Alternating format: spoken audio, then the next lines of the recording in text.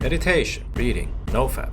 So much of self-improvement is about improving yourself. So in today's video I'm gonna go over the basics of self-improvement. Starting with the most common part, exercise. I do not understand how people are fine with being fat. It's horrendous. Can't walk up the stairs without sounding like Darth Vader. Can't tie your shoelaces without it feeling like abuse. Can't look yourself in the mirror without a shitload of shame. There is no upside. Yet still so many people sit around and try to justify being fat. Yeah, I agree. Junk food is everywhere and we are encouraged not to walk. But that's like seeing cocaine on a table and blaming others because you can't stop using it. Own up to your mistakes and get your stinky ass to the gym. But it's expensive. Sacrifice a few OnlyFans subscriptions. I don't know what to do. Pick a machine, find a weight that you can do for 10 to 50 reps for 3 sets and take a few days of rest after workouts. But it takes so long, I don't know if it's really worth it. Time is gonna pass either way. 5 years from now, do you wanna be big? Or big. Next up, meditation. Now for most of my life I totally made fun of people for meditating. Oh yeah, it's so cool to try empty your mind, you fucking weeps. But trying out myself I realized something crazy, which was, I can't focus for shit. It's literally impossible if you have a TikTok brain. Breathe in, breathe out. Breathe in, breathe out.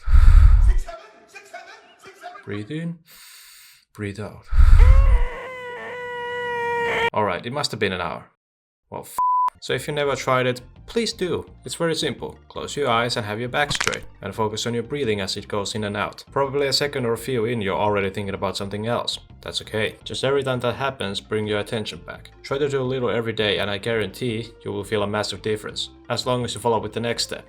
Reading. I hate the education system. I convinced myself for years that I hated reading, only to realize I hated school books. No wonder kids can read nowadays. It's not TikTok. It's the shitty ass books that teach you about gender pronouns and algebra. No one cares about that. The second I picked up some different books that I was genuinely interested in, I found reading so enjoyable, and I got a lot of extra points from teachers too. They almost tear up when they see someone reading books and not chanting 6-7! Now I don't know what you're really into, but Diary of a Wimpy Kid is the gold standard for people who don't read. A funny little story about a sociopath, Karen, deadbeat dad, a tiny psychopath, and your average scrawny teenager that wants to be a drummer in his band, Loaded Diaper. Whatever you want to read, don't pick up a newspaper. You will feel more shit afterwards rather than good. Talking of feeling like shit, mental health. A lot of self-improvement is about improving your mental health. Now how do you know how your mental health is?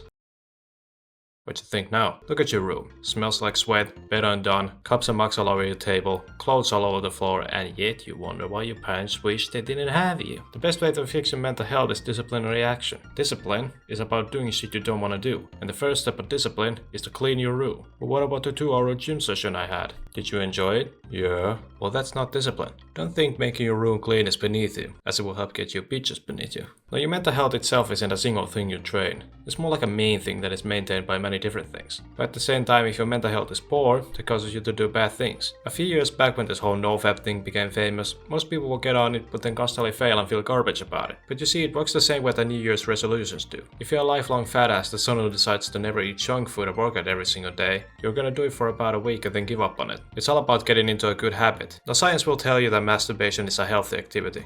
And it probably is, but the average teenager busts like 6 times a day while consuming AI-generated pornography. That is not healthy. Now considering how many nofap videos are out there, I'm gonna give you a few easy tips to work on it. Number 1. Don't count your days. Why do you think women always tell you how many weeks or months babies are instead of years? It's because they are constantly a burden to them and they occupy every second of the day. If you think that counting till day 90 or nofap so you can levitate will help you, I assure you, it will not. Number 2. Like with any addiction, gradual decrease. If you do it 6 times a day, or 180 times a month, try to decrease that number every month. Remember, any progress is good. Going from 180 to 170 is massive progress. Don't believe that bullcrap that tells you if you miss a day you'll lose all your progress. It's like saying if you go to the gym for years and you miss a workout, you become a fat ass again. I get it. You've been bored for years and you want to change now. But you're a level 1 crook, okay? No first time gym goer can bench 225 they never exercised in their lives. Start with something lighter. Number 3. Acceptance. Whenever you're burned out by addictions, you need to accept that you're in a tough situation. I'm not saying at all that you should encourage it. I'm simply saying when you relapse again, don't get mad about it. You're an addict, and any progress you make, you should be proud of. In a world where most people are fine with porn and masturbation, vaping and steroids and cheating and killing,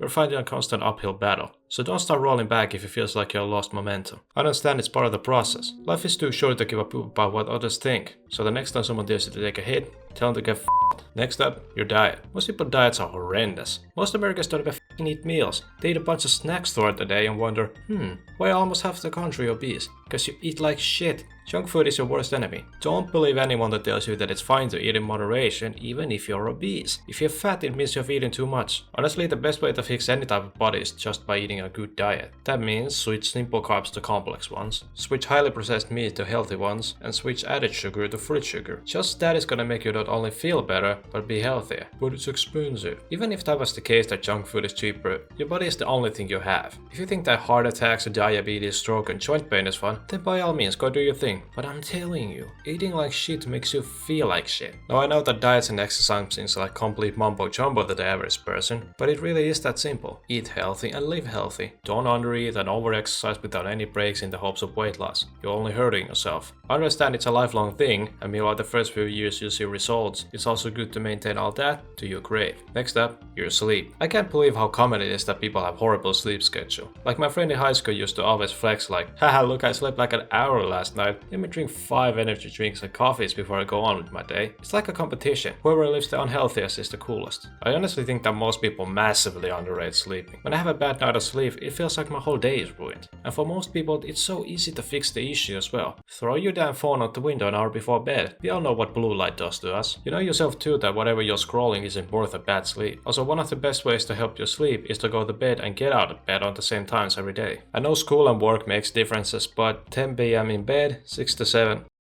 a.m. out of bed, even on weekends, and I guarantee you will sleep better. Next up, journaling, or more specifically, gratitude journaling. The idea is that every single day you wake up and write down at least a full sentence of something you're grateful of. The point is to realize how ungrateful you are. I see every day people in loving families with promising futures whine to a therapist how miserable their lives are. And my response every time is to say, do you like your bed? Yeah. Wouldn't it suck if you had no bed? Yeah. So be grateful. That's really dumb. Yeah, because I'm the one that appreciates the little things in life. Don't listen to people that tell your life ain't worth living. If you occupy your mind with this attitude and shit that happens on the news, you'll be just as miserable. And lastly, avoiding video games and social media. Listen, both are garbage. I will never listen to any excuse of people say, I work 12 hours and at the end of the hard day I just want to relax. I don't doubt that people work hard, but I sure shit know playing video games isn't relaxing. Playing Geometry Dash is a chore, and playing Overwatch is self-abuse. There's no chill and enjoyment in that. But gaming is really productive. How? Well, it improves hand and eye coordination.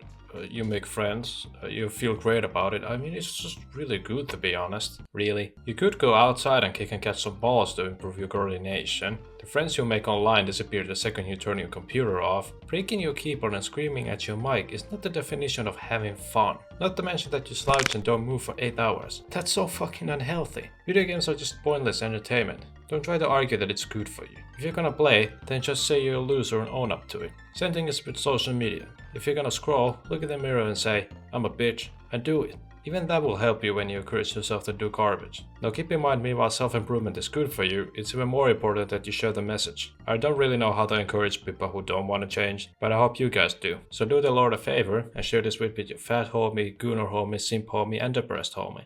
You know all of them, are you? Wait, what's that? Oh my god, make it bigger. Even bigger? Even bigger? Oh yeah, baby.